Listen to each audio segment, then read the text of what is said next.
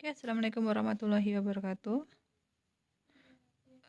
Untuk hari ini, alhamdulillah kita sudah masuk di materi teori akuntansi untuk bab pendapatan.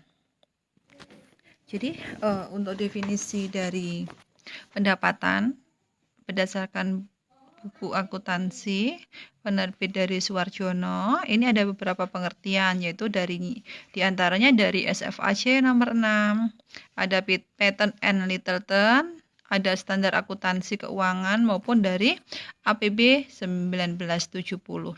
Tetapi dari berbagai pengertian ini saya hanya akan memberikan ringkasan aja. Sebenarnya yang disebut dengan pendapatan itu, kenapa sih kita bisa mempunyai pendapatan? Dasarnya dari apa? Dari adanya arus kas masuk, aliran masuk aset. Sehingga bisa mengakibatkan adanya kenaikan aset pada suatu entitas ataupun penyelesaian ada pelunasan kewajiban entitas tersebut dari penyerahan atau produksi barang, dari pemberian atau penyerahan jasa. Karena kan dari usaha kan ada usaha dagang, usaha jasa. Ataupun kegiatan lain yang membentuk operasi sentral atau utama dan berlanjut dari suatu entitas. Jadi, dari berbagai definisi itu tadi kita bisa melihat kesimpulannya. Kalau dalam pendapatan itu ada yang namanya arus kas masuk, aliran masuk aset nih. Aliran masuk aset, ataupun juga kenapa ada aliran masuk atau kenaikan aset, itu dalam entitas itu ada operasi, ada kegiatan usaha atau bisa menghasilkan suatu produk. Jadi aliran masuk aset atau kenaikan aset pada suatu entitas ataupun penyelesaian atau pelunasan kewajiban. Jadi munculnya pendapatan itu selain dari operasi kegiatan utama perusahaan. Oh, perusahaan itu menjual produk atau perusahaan itu menghasilkan jasa. Jadi ketika ada penjualan produk, ketika ada hasil dari jasa, kegiatan jasa, kalau kita bisa kalau kita langsung mendapatkan uangnya, berarti kan akan menambah ke aset perusahaan. Ya kan? Dan itu hasilnya atau berasal dari mana? Dari kegiatan utama perusahaannya akan terus berlanjut karena usaha kan didirikan untuk terus berlanjut, terus berkelanjutan. Sehingga di sini dari kegiatan tadi kita bisa membentuk operasi sentral ataupun utama dari entitas tersebut. Jadi berdasarkan beberapa pengertian tadi, berdasarkan kesimpulan kita bisa melihat karakteristik dari aset. Oke, aset itu berasal pertama, nih kan tadi saya tandai aliran masuk atau kenaikan aset. Jadi untuk dapat mengatakan bahwa suatu pendapatan itu ada, suatu pendapatan itu muncul, itu terjadi karena apa? Karena adanya suatu transaksi, karena adanya suatu kejadian. Kejadian itu bisa menaikkan aset. Atau dari kejadian tadi bisa menimbulkan aliran masuk aset. Jadi di sini tidak ada batasan bahwa suatu aset itu harus berupa kas yang liquid atau yang sebagainya. Tetapi tidak semua kenaikan aset itu dapat juga menimbulkan pendapatan. Selanjutnya, yang kedua, karakteristik yang kedua di sini, ini karakteristik kedua yaitu operasi utama berlanjut. Jadi secara netral, kalau pendapatan kan, pendapatan itu merupakan suatu produk perusahaan yang dihasilkan dari upaya produktif. Yang disebut dengan upaya produktif itu apa? Ini dari operasi utama berlanjut dalam suatu entitas tadi. Jadi bagaimana sih cara mengukur suatu pendapatan? Caranya dengan menggunakan desiminasi dari rupiah. Dengan jumlah rupiah aset baru yang diterima oleh pelanggan. Dari pelanggan, maksudnya gini, saya mempunyai kegiatan usaha dalam usaha saya itu menghasilkan produknya berupa apa? Produknya berupa misalkan alat tulis pulpen misalkan. Oke, dari pulpen saya itu dibeli oleh konsumen. Misalkan sudah melewati proses distribusi, sudah diterima langsung ke konsumen. Sehingga dari kegiatan usaha saya tadi, itu ketika produk saya itu bisa diterima oleh konsumen, itu kan saya bisa menghasilkan kaset kan, bisa menerima uang kas kan. Jadi dari pendapatan tadi bisa diukur dengan jumlah rupiah aset baru yang diterima dari pelanggan. Pelanggan memberikan kas kepada saya, memberikan uang kepada saya. Karena apa? Karena membeli produk yang saya hasilkan. Jadi kegiatan utama ataupun kegiatan sentral yang menerus, yang secara berkelanjutan, itu merupakan karakteristik yang membatasi antara kenaikan yang disebut dengan pendapatan. Jadi, yang perlu saya tekankan di sini untuk karakteristik aset, karakteristik dari pendapatan itu mengakibatkan adanya kenaikan aset. Kenaikan asetnya tadi itu berasal dari kegiatan operasi perusahaan nih, dari kegiatan operasi perusahaan ini. Bukan dari kegiatan investasi, bukan dari kegiatan pendanaan. Tetapi di sini untuk pendapatan atau untuk untung itu tidak berasal dari operasi utama. Maka masuknya kemana? Masuknya ke pos non operasi. Masuknya ke pos non operasi. Apa sih yang disebut dengan pos non operasi tersebut? Jadi untuk pos non operasi itu merupakan pemisahan. Kita bisa memisahkan, misalkan posisi di laba atau rugi. Kalau laba atau rugi itu benar-benar biasa dan juga berkaitan dengan tujuan perusahaan, maka harus itu masuknya ke kalau pendapatan, kalau pendapatan dan beban itu berasal dari luar kegiatan utama perusahaan. Misalkan, usaha saya tadi merupakan usaha dagang. Berarti kan saya menghasilkan produk. Nah, pendapatan yang saya terima tadi kan berasal dari penjualan produk kan? Oke. Lain lagi kalau misalkan, saya mempunyai usaha saya usaha dagang. Dari usaha dagang tadi, kebetulan saya mempunyai ruko yang nggak dipakai, sementara ini nganggur. Kemudian ada yang datang untuk menyewa. Akhirnya saya mendapatkan biaya pendapatan sewa kan. Ya, karena usaha saya usaha dagang dan itu yang sewa tadi hanya sebagai biar gedungnya tidak nganggur, maka disewakan. Hanya tambahan saja. Maka itu masuknya ke non operasi. Pendapatan non operasi. Atau misalkan lagi, perusahaan itu mempunyai kas yang tabungan yang banyak di bank misalkan. Nah, dari situ pada akhir periode, akhir bulan misalkan, karena tabungannya banyak, maka pendapatan dari bunganya juga banyak. Dapat 200 juta hanya berasal dari pendapatan bunga. Nah, itu kan masuk ke non operasi. Jadi kita harus bisa memisahkan kalau pendapatan non operasi itu bukan dari kegiatan utama dari perusahaan. Selanjutnya, bila tidak bersifat luar biasa, maka pos tersebut harus tetap dilaporkan sebagai pendapatan lain-lain dan juga untung.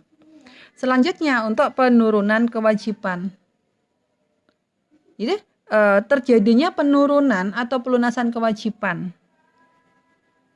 Sehingga di sini maksud dan tujuan dari suatu entitas itu mengisyaratkan bahwa suatu konsep kesatuan usaha itu dianut dalam pendefinisiannya. Produk perusahaan di sini merupakan pendapatan akhir yang harus direpresentasikan oleh aliran masuk dana dari pelanggan. Ini fungsinya untuk apa? Untuk bisa menunjukkan bagaimana pendapatan diukur dan bukan menunjukkan bagaimana atau syarat pendapatan itu terjadi. Jadi untuk pendapatan itu bisa direpresentasikan. Pendapatan itu diperoleh dari aliran masuk dana dari pelanggan. Yang tadi sumbernya dari mana? Dari ini tadi, dari aliran operasi utama yang berlanjut ini tadi. Jadi kita bisa menunjukkan bagaimana pendapatan itu diukur dan bukan menunjukkan bagaimana atau syarat pendapatan terjadi. Kenapa sih kita bisa memperoleh pendapatan tadi? Dari mana? Kenapa konsumen itu mau membeli produk kita? Itu bukan merupakan syarat dari suatu pendapatan, tetapi kita itu yang perlu tahu berapa jumlah pendapatan yang kita peroleh. Jadi seperti itu untuk yang produk perusahaan. Jadi pendapatan itu dihasilkan dari pelanggan karena pelanggan itu menggunakan produk dari kita.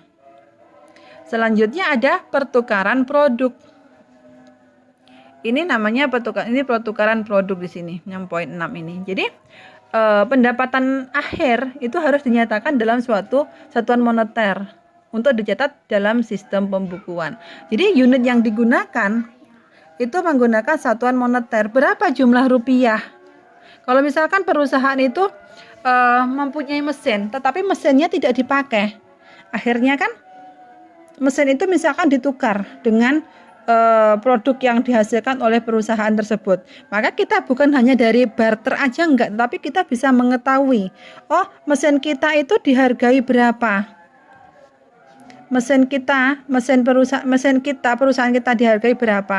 Yang kedua misalkan ditukarkan dengan jangan produk, misalkan ya udah produk dari B. Maka di sini produk tersebut harganya berapa. Maka terkait dengan pendapatan tadi, misalkan terjadi pertukaran, itu pendapatan akhirnya itu dinyatakan dalam satuan moneter, bukan berdasarkan barter. Jadi dari pendapatan moneter tadi, satuan moneter tadi kita bisa digunakan sebagai sarana untuk pengukuran. Terus yang selanjutnya berbagai bentuk dan nama. Jadi untuk pendapatan merupakan suatu konsep yang bersifat generik dan mencakup semua pos dengan bentuk dan nama apapun. Sedangkan untuk yang terakhir ada istilah untuk untung pendapatan. Sebenarnya pendapatan dan untung itu sama enggak sih? Oke, ini ada beberapa pengertian. Ada dari IAI, ada dari FASB.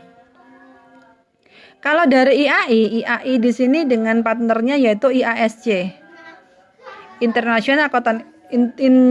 Ikatan Akuntan Indonesia, dan juga International Accounting Standard Committee. Ini tidak secara formal membedakan pendapatan dan untung. Jadi menurut mereka untuk pendapatan dan untung itu sama, pendapatan sama dengan untung. Dan juga ada lagi pendapat yang menyatakan bahwa pendapatan dan untung itu sama lagi dengan penghasilan. Tetapi kalau FASB itu memisahkan pendapatan dan untung sebagai elemen yang berdiri sendiri. Sebenarnya disebut dengan untung itu apa sih? Untung merupakan suatu kenaikan dalam ekuitas yang berasal dari transaksi ikutan, ataupun transaksi itu tidak terjadi secara terus-menerus dari suatu entitas, dari semua transaksi atau kejadian atau keadaan lain yang mempengaruhi entitas tersebut, kecuali kenaikan sebagai akibat dari pendapatan atau investasi oleh pemilik. Jadi kita bisa mendefinisikan untung tadi seperti itu. Jadi kriteria dari untung itu apa sih? Oh, pertama itu ada untung. Itu jika pertama ada yang namanya kenaikan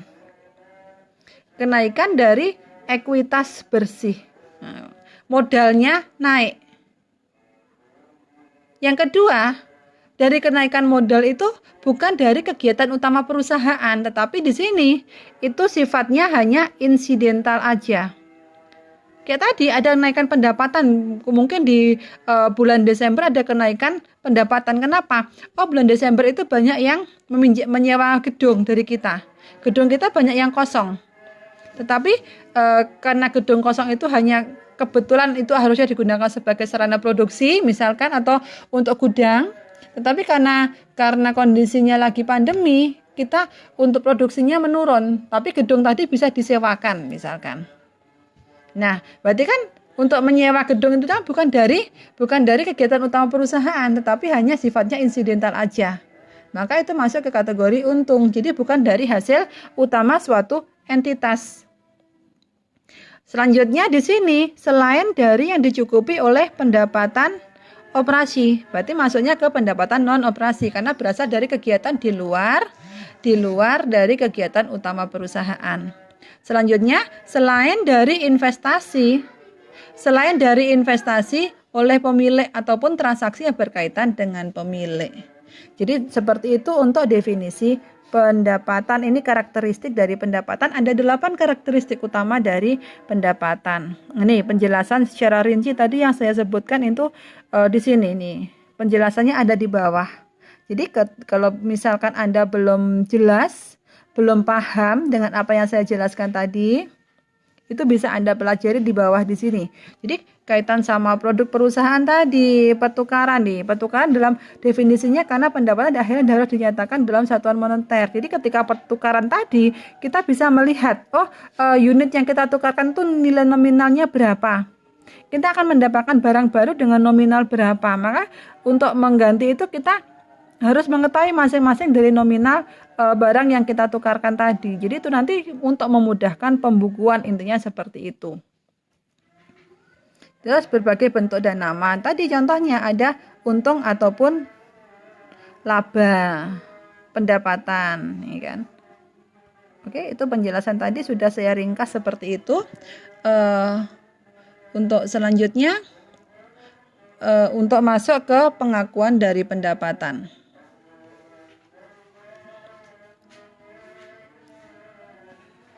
Ini saya kira sampai di slide ini kita akhiri dulu biar Anda untuk memahami lebih gampang. Kalau misalkan ada pertanyaan bisa Anda tanyakan, itu sampai di karakteristik dari pendapatan. Nanti untuk selanjutnya akan kita bahas di video yang kedua dari penjelasan di materi ini. Terima kasih. Assalamualaikum warahmatullahi wabarakatuh.